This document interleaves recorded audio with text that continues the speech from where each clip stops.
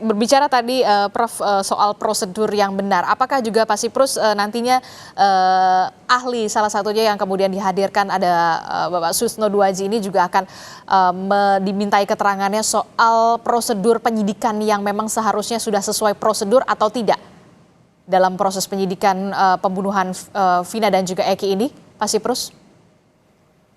Itu salah satu yang disebut dalam kepolisian dalam manajemen penyidikannya itu.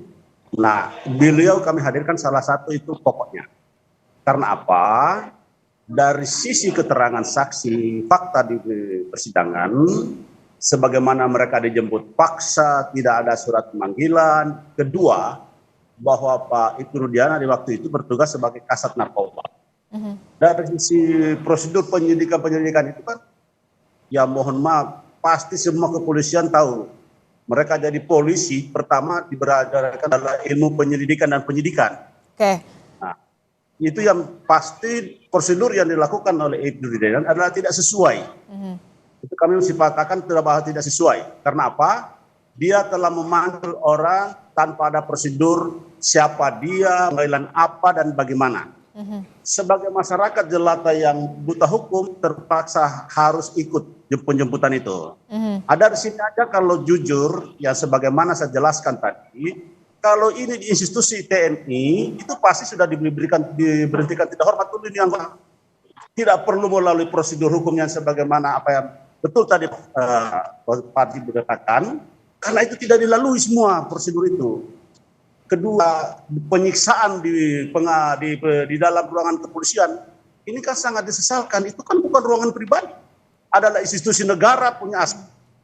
Tapi begini, Pak Siprus, itu sudah dibantah oleh Ibtu Rudiana pada saat konferensi pers Hotman Paris kemarin, begitu, yang mengatakan bahwa para terpidana, ya, para pelaku ini diperiksa ini dalam kondisi sehat dan ada dokumentasinya. Respon Anda? Ya, itu teknik. Orang tidak mungkin orang kalau memukul dengan babak belur diperlihatkan foto. Bagaimana itu? Walaupun bukan ahli secara melihat foto atau semacam elektronik, tapi kalau dengan lihat foto babak belur, orang ada sehat-sehat babak belur, apakah itu yang disebut prosedur? Yang menjadi aneh bin ajaib adalah dia melakukan penangkapan, mengamankan itu bisa tanya lebih dalam, Prof itu. Kecuali ada di depan mata, melihat suatu kejadian, daripada nanti orang itu semua diamankan dulu. Kalau bukan bidangnya, maka dia meletakkan pada bidang proses seperti reserse. Itu yang namanya mengamankan. Jadi waktu kejadian itu ada suatu peristiwa, polisi datang cepat-cepat mengamankan. Soal nanti bagaimana proses masalahnya, kemudian menjaga jangan sampai dibunuh. Tapi kalau perlakuan itu dia, bukan mengamankan, menangkap yang tidak sesuai prosedur.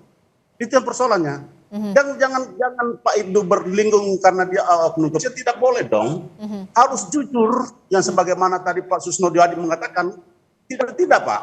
Seakan apa? Ini semua yang mengakui penyiksaan itu bukan cuma satu orang. Semua 7 atau 8 pidana itu. Oke, tapi kalau Ibtu Rudiana mengatakan punya dokumentasinya selama pemeriksaan ini, bagaimana dengan pihak Sakatatal dan juga terpidana lainnya yang juga mengaku mendapatkan kekerasan? Apakah juga punya buktinya, foto atau videokah begitu ketika mereka mendapatkan tindakan kekerasan atau setelahnya? Ya, dapat foto. Karena mungkin kan orang ditahan itu kan tidak boleh membawa alat elektronik. Ya sebagai tapi kebenaran dari Tuhan itu mereka mendapat foto tentang penyiksaan itu, yang foto-foto itu. Nah itu yang menjadi bukti yang kami sudah ajukan di persidangan. Karena apa? Karena dalam perlakuan penyidikan itu jelas tidak sesuai prosedur. Itu yang dulu jangan berlindung bahwa ini CCTV apa semua dia. Nah, waktu pemukulan apakah di tempat ada CCTV dipukul? Pengakuan Aldi adalah bahwa dia dipukul di ruangan kanit. Di ruang mana? Semua ya, di ruangan kanit. Yaitu di ruangannya Pak Ibtu Rudiana. Itu pengakuan di persidangan, bukan pengakuan di pinggir jalan atau apa kemarin. Dan mereka disiksa, dia disuruh lari kalau dia mengatakan kalau dia lari pasti dia ditembak. Apakah yang kita mengharapkan suatu kepolisian dalam hal mengayomi, melindungi, dan menuntun kita kepada jalan yang baik? Itu yang menjadi Tapi ini kan bukan berlaku kepolisian institusi kepolisian pendukungnya, hanya khusus di Polres Kota Cirebon. Tidak mungkin berlaku ini di Polres lain mudahan. Oke, baik. Saya ke Prof. Ya. Prof, ini bagaimana ya? Kalau misalkan kita lihat kemarin itu hampir dominasi keterangannya adalah ada dugaan penyiksaan ataupun dugaan tindakan kekerasan pada saat pemeriksaan.